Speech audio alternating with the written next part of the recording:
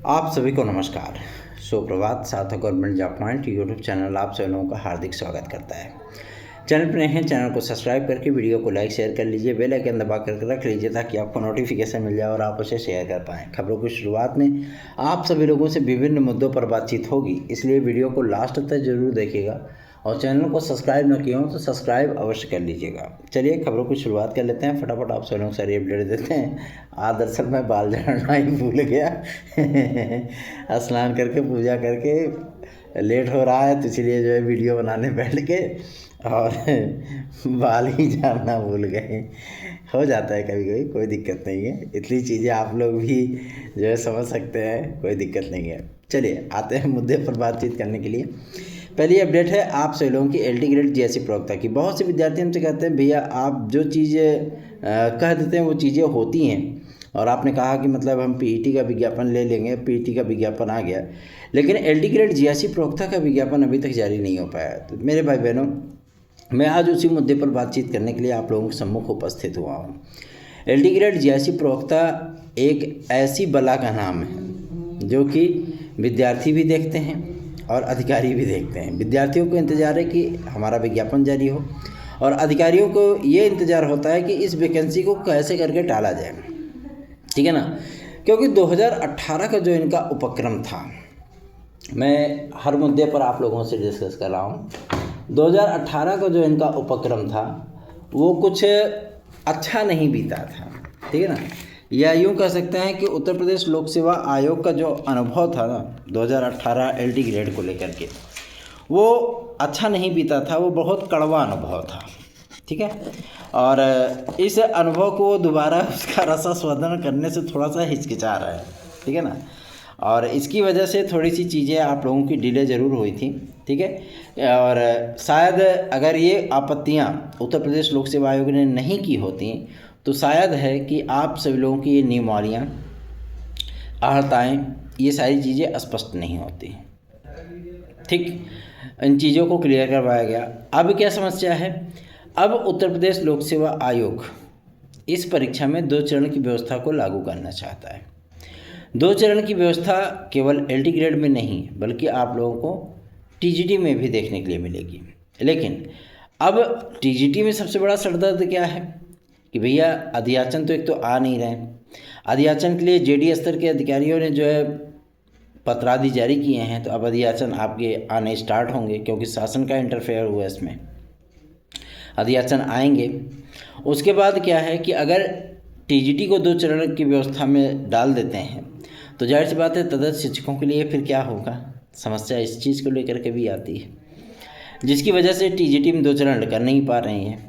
और TGT और PGT और LT GSE को अलग अलग करवा नहीं सकते। एक नियमावली, एक आहर्ता, सिलेबस भले अलग अलग रखें वो अलग चीज़ है, लेकिन प्रक्रिया आप सभी लोगों की एक जैसी ही होगी, ठीक है ना। चयन प्रक्रिया एक जैसी होगी, तो ये सबसे बड़ा सरदर्द है। लेकिन मैं आप लोगों को बताना चाहता हूँ कि अगर इनके बनाए हुए सिलेबस से, ध्यानपूर्वक सुनिएगा, अगर इनके बनाए सिलेबस से ये गवर्नमेंट को संतुष्ट कर पाते हैं, ठीक है ना, अधिकारीगण सही से प्रेजेंटेशन दे सकते हैं, तो जाहिर सी बात है कि आप लोगों को LT ग्रेड GSE प्रवक्ता 2 चरण, जैसे LT ग्रेड आपकी 2 चरण में होती हुई आपको नज़र आएगी। लेकिन इसके चांसेस बेहद कम हैं। कम इसलिए भी हैं, मैं ये नहीं कहता कि इसमें 2 चरण नहीं हो सकता, हो सकता है, क्योंकि अधिकारियों का प्रस्ताव उस पर प्रेजेंटेशन अभी चल रहा है और इनका सिलेबस जाहिर सी बात है इस चीज़ को बहुत कुछ बयां करेगा, ठीक है ना। और ये प्रक्रिया यदि होती है तो तदर्थ शिक्षकों के लिए कोई अन्य रास्ता ढूंढते हुए शासन TGT में भी इसको लागू कर सकता है। वैसे भी भर्तियों को 1.5 साल 2 साल तक एक वैकेंसी को चलायमान रखने के लिए अपना उत्तर प्रदेश जाना ही जाता है। आप 2022 की वैकेंसी को देख ही रहे होंगे और असिस्टेंट प्रोफेसर की वैकेंसी देख ही चुके हैं। सारी चीज़ें आप लोगों के सामने हैं, ठीक है ना। तो ये सारी चीज़ें आप लोगों के जीवन में आने वाली हैं, ठीक। प्रेजेंटेशन में यदि संतुष्ट हुए आदरणीय माध्यमिक शिक्षा मंत्री महोदया, तो जाहिर सी बात है कि इसमें अगर इसको लागू करते हैं तो तदर्थ शिक्षकों के लिए कुछ अलग से नियम बनाए जा सकते हैं। और टीजीटी में भी इसको लागू किया जा सकता है। लेकिन अब सबसे बड़ा यक्ष प्रश्न ये है कि क्या एक ही दिन में प्री और मेंस दोनों होगा, जैसे अन्य भर्ती संस्थान करते हैं? क्या उस तरीके की प्रक्रिया होगी, या इसके लिए अलग से सॉफ्टवेयर बनाया जाएगा? दोनों प्रक्रिया हैं भाई, क्योंकि सॉफ्टवेयर बनाना पड़ेगा ना। अगर एक ही दिन में प्री और मेंस होता है तो जाहिर सी बात है कि वहाँ पे कुछ ना कुछ सरदर्दी तो बढ़ेगी। जो विद्यार्थी प्रीलिम्स देंगे वो विद्यार्थी मेंस भी देंगे, ठीक है। तो उनके जो विद्यार्थी प्रीलिम्स में फेल होंगे उनके OMR को छांटने के लिए एक सॉफ्टवेयर चाहिए ना। OMR तो ऐसा तो है नहीं कि उसको मैन्युअली छांटा जा सकेगा इतने सारे OMR को, ठीक। तो वहाँ पे सॉफ्टवेयर बनाने की ज़रूरत पड़ेगी। तो इन तमाम प्रक्रियाओं में धन का खर्चा, समय लगना, ये तमाम चीज़ें होंगी। लेकिन काफ़ी मुसीबतों के बाद अगर इस वैकेंसी का क्लियरेंस हुआ है तो हम लोगों ने उत्तर प्रदेश लोक सेवा आयोग से एक ही रिक्वेस्ट की थी कि सर थोड़ा सा मानवतापूर्ण ढंग से, संवेदनशील होते हुए इस मुद्दे पर तत्काल विचार करिए, क्योंकि अभी शासन ने इनको मंजूरी नहीं दी है, वित्त विभाग ने इनको मंजूरी नहीं दी है, ठीक है ना। और ये चीज़ें क्लियर होने के बाद, स्पष्ट होने के बाद जाहिर सी बात है आप लोगों की वैकेंसी जारी होगी।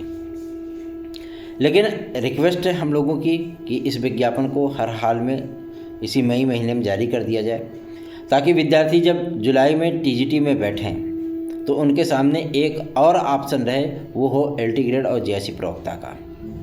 इस पर मैं इस बात को नहीं स्पष्ट कर सकता कि हाँ ये चीज़ें हो पाएंगी कि नहीं हो पाएंगी, लेकिन अब शासन से भी थोड़ा सी ताकत लगवाने की आवश्यकता पड़ रही है हमको, ठीक है ना। इन चीज़ों को अब लखनऊ से ही क्लियर करवाना पड़ेगा, ठीक। तो कोशिशें होंगी हमारी, जाहिर सी बात है आप सब लोगों के हित के लिए ही, तो प्रयास करते हैं, देखते हैं कि LT ग्रेड JSC प्रवक्ता का विज्ञापन आप लोगों का वो मई महीने में जारी हो जाए। दूसरी महत्वपूर्ण बात यह है कि आप सभी लोग क्या सेटिस्फाई हैं? अगर हाँ कि आप 2 चरण की परीक्षा व्यवस्था को देने के लिए तैयार हैं, आपका तन मन दोनों तैयार है, माइंडसेट आपका बन चुका है कि आप दे सकते हो, तो आप ऐसे 9721411385 इस व्हाट्सएप नंबर पर आप मैसेज करके बता सकते हो, ठीक है ना। क्योंकि कमेंट बॉक्स में देखता नहीं हूँ, ठीक है। मैसेज आप लोगों का देख लूँगा, हाँ कितने विद्यार्थी प्री और मेंस देने के लिए तैयार है TGT PGT और LT JSC में। क्योंकि PGT तो आपकी बदल गई भैया, वहाँ पे इंटरव्यू हटा करके मेंस कर दिया गया है, ठीक है ना, JSC लेक्चरर के जैसा। लेकिन TGT और LT अभी तक नहीं बदली है। उसका एक प्रमुख कारण आप सभी लोगों को मैं बता दूं तो हम ही लोग हैं। क्यों? क्योंकि हम लोग नहीं चाहते कि इसमें 2 चरणीय व्यवस्था लागू हो, बहुत सारे विद्यार्थियों को समस्याएँ हो सकती हैं। लेकिन अब चूँकि उस पर प्रेजेंटेशन चल रहा है अधिकारियों का, जाहिर सी बात है कि इस पे शासन अगर उनको सेटिस्फाई कर पाते हैं ये लोग, तो व्यवस्था लागू होने के बाद फटाक से इसको कर दिया जाएगा। सिलेबस आदि को लेकर के भी काफ़ी सारी आपत्तियां थी, उन आपत्तियों का भी निस्तारण किया जा रहा है। क्यों? क्योंकि शिक्षा सेवा चयन आयोग ने जो असिस्टेंट प्रोफेसर का एग्ज़ाम कराया, उस एग्ज़ाम में काफ़ी सारी गड़बड़ियाँ भी देखने के लिए मिली। काफ़ी सारे विषय के प्रश्न पत्रों में आप सब लोगों को कमियां देखने के लिए मिली, और जब इन्होंने आंसर की जारी की तब तो और गुड़ गोबर कर दिया, ठीक है ना। ऐसा रायता फैलाया कि उसकी सुगंध से जाहिर सी बात है पूरा लखनऊ महक रहा है, ठीक है ना। इसलिए कि भाई अब ने इनकी बोहनी ख़राब हो गई, ये कह सकते हैं आप, ठीक है ना, बोहनी ख़राब हो गई। इन लोगों को पहले TGT ही करा लेना चाहिए था, ठीक है, लेकिन ऐसा नहीं हुआ। तो अब ऐसी गलतियां प्रशिक्षित स्नातक में ना हों, ऐसी गलतियां प्रवक्ता वर्ग में ना हों, ऐसी गलतियां फिर से ना हों। इन तमाम चीज़ों को ध्यान में रखते आप लोगों को मैं बता दूं, असिस्टेंट प्रोफेसर का जो पेपर सेट किया गया था वो उच्च शिक्षा सेवा चयन आयोग के एक्सपर्ट के द्वारा बनाया गया था। उसमें आपका शिक्षा सेवा चयन आयोग का कोई रोल था ही नहीं, बस उन्होंने पेपर कराया है, ठीक है ना। पेपर वही बनाए हैं जो पहले पुराने आयोग में बनाते थे, वही बनाए हैं, ठीक है। तो जाहिर सी बात है कि वो कमियां आप सभी लोगों को यहाँ भी देखने के लिए मिली। लेकिन अब जो विशेषज्ञों का जो पैनल तैयार किया जा रहा है, जाहिर सी बात है वो विशेषज्ञों का जो पैनल होगा वो 2021 TGT PGT के आधार पर ही किया जाएगा। क्योंकि आपने देखा होगा कि 2021 TGT PGT में प्रश्न पत्रों में, चाहे वो प्रवक्ता वर्ग रहा हो चाहे आपका TGT रहा हो, प्रश्न पत्रों में बहुत माइनर सी कमियां देखने के लिए मिली, बहुत माइनर सी। किसी किसी विषय में आप लोगों को 1 या 2 आपत्तियाँ 4 आपत्तियाँ देखने के लिए मिल सकती होंगी, लेकिन कुछ विषय ऐसे थे जो एकदम साफ सुथरे प्रश्न पत्र बनाए गए थे, उसमें किसी प्रकार की कोई समस्या नहीं थी। ठीक है ना। तो ऐसी ही चीज़ें होने वाली हैं और इनकी जो नियुक्तियाँ हैं वो 22 मई के अंदर अंदर कर दी जाएंगी कि आप लोग प्रश्न पत्र को जो है सेट करिए। क्लियर है, फाइनल है। हम लोगों का यही प्रयास है कि ये विज्ञापन आप लोगों का जो LT ग्रेड GIC प्रवक्ता का है, ये विज्ञापन शीघ्रातिशीघ्र जारी हो जाए। ठीक है ना। अगर ये व्यवस्था हमारी लागू हो गई कि भैया चलो 2 चरण की व्यवस्था है, तो उसका सिलेबस आप लोगों को कम से कम 3 से 4 महीने पहले बताया जाएगा। ठीक है ना। 2.5-3 महीने का समय तो मिनिमम मिलेगा ही मिलेगा। ठीक। और अगर आप इसके लिए तैयार हो तो बताओ, इसके लिए भी प्रयास किया जाता है, फिर जो विज्ञापन आप लोगों का लिया जाए। जो इसके लिए हम लोग प्रयास कर रहे हैं कि नहीं 1 चरण की व्यवस्था हो जाए। ठीक है। तो कोशिशें आप लोगों की है, क्या आप लोगों की इच्छा है वो बताइए। ठीक है ना। चलिए आगे बढ़ते हैं। अब बात करेंगे EWS एक ऐसा सरदर्द है। मैं तो कहता हूँ कि केंद्र सरकार को ये आरक्षण ही समाप्त कर देना चाहिए। EWS का कोई मतलब नहीं है इसका।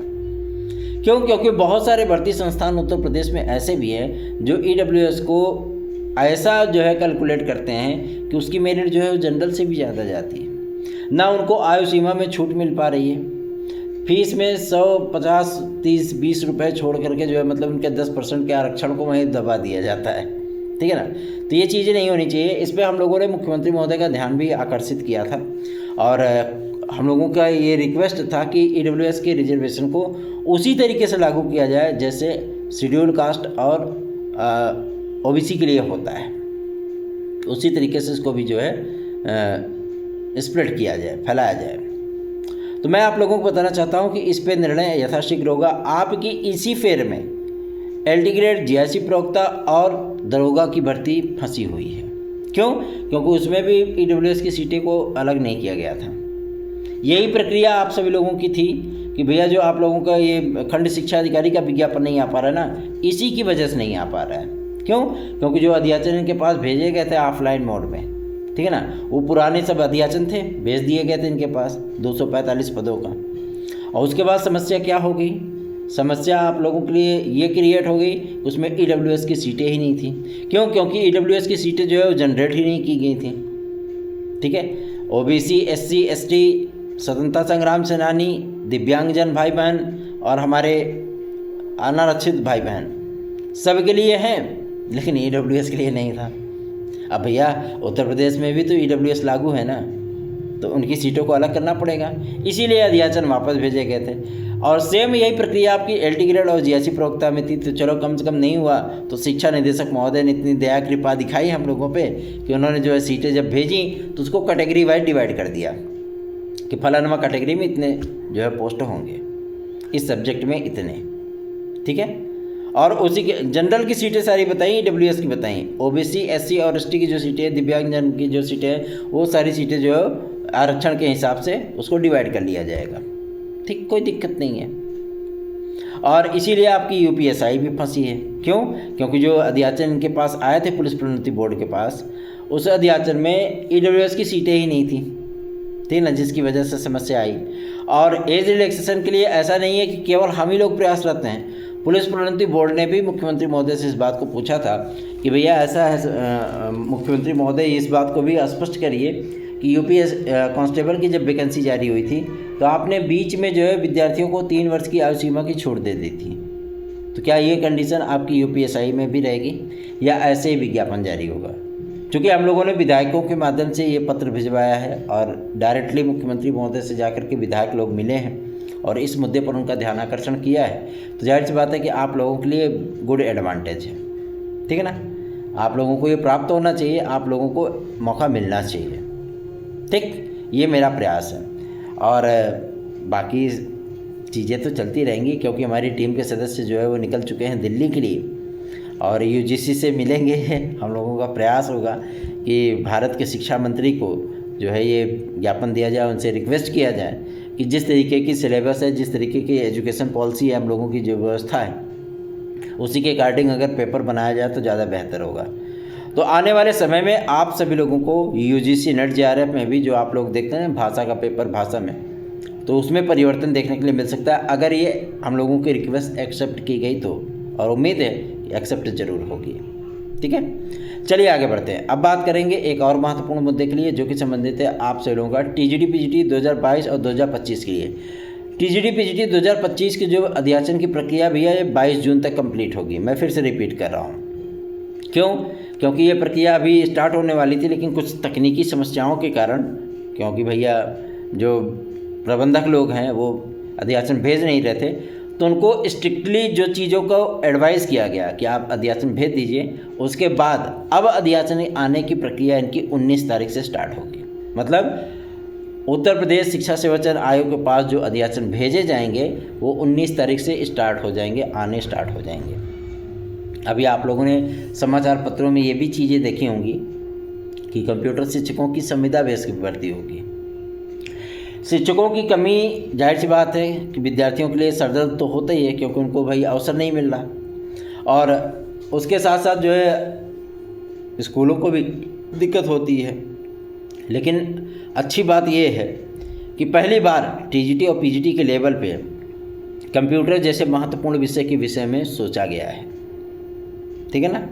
और ये चीज़ें आप लोगों को देखने के लिए मिलेंगी कि आप लोगों को टीजीटी और पीजीटी में भी कंप्यूटर शिक्षकों की भर्ती देखने के लिए मिलने वाली है, ठीक। और काफ़ी सारे विद्यार्थियों ने मुझसे पूछा भैया एलटी ग्रेड ऐसा ना हो कि संविदा बेस हो जाए कंप्यूटर शिक्षक के लिए। नहीं, उसमें पूर्णकालिक शिक्षक ही हैं, ठीक है ना। अध्याचन में पूर्णकालिक शिक्षक ही हैं। जैसे आप लोगों की 2018 की वैकेंसी आई थी, सेम वही चीज़ें आप लोगों को आएंगी। अब आप लोग सोच रहे होंगे कि भैया आपने पंखा नहीं चलाया है, पसीने हो रहे हैं आपको, तो वजह कुछ विद्यार्थी कहते हैं भैया पंखे की सरसर की आवाज़ आती है, आवाज़ नहीं स्पष्ट आता है। तो आप लोगों को इन्फॉर्मेशन देने के लिए इतनी छोटी मोटी चीज़ें तो होती जाती रहती है, कोई दिक्कत नहीं है, ठीक है ना। तो परेशान हताश मत होइए, अपनी तैयारियों पर फोकस करिए, क्योंकि यदि आप तैयारी नहीं करेंगे ना और ये सोचेंगे कि बहुत समय है, टाइम ज़्यादा है, अभी 70 दिन है, हम आराम से करेंगे तैयारी, कोई दिक्कत नहीं है, तो उसमें सफलता मिलने के चांसेस जो है वो डायरेक्ट आप अपने हाथों से ही अपने भविष्य का 30% तो वैसे ही साफ़ कर देते हो। बाकी बचा 70%, उसमें से 20% ये निकाल दो कि मतलब कुछ घर में फंक्शन पड़ गया, दोस्त मित्र यारों को यहाँ पड़ गया, कुछ भी चीज़ें हैं आजू बाजू में पड़ गया, डीजे बज रहा है, साउंड बज रहा है, तो 20% तो वैसे निकाल दो। बाकी बचा 50%, तो उसमें फाइट होती है आप लोगों की, ठीक है ना, और तब समस्याएं आपको आती हैं, ठीक। तो कोशिशें करिए कि आप लोगों की तैयारियां उसी रिदम के अनुसार चलें जैसे रिदम पे चल रही थी, कि हमारा प्राइम टारगेट नहीं भैया 14-15 तारीख को हम टीजीटी देने चल रहे हैं, वही रिदम होना चाहिए। चलिए अब एक महत्वपूर्ण सूचना और भी दे देता हूं आप सभी लोगों को। प्राथमिक शिक्षक भर्ती के लिए बहुत सारे विद्यार्थियों ने मुझसे पूछा था, मैं आप लोगों को बताना चाहता हूं भैया अभी प्राथमिक शिक्षक भर्ती आप लोगों की नहीं आएगी इस वर्ष, तो फिलहाल आने की संभावना उसकी ना के बराबर है, क्योंकि अभी इनको टीईटी करवाना है, ठीक है ना। और जून लास्ट या जुलाई के द्वितीय सप्ताह में, प्रथम सप्ताह में नहीं, द्वितीय सप्ताह में आप लोगों का टेट का विज्ञापन जारी होगा, ठीक है।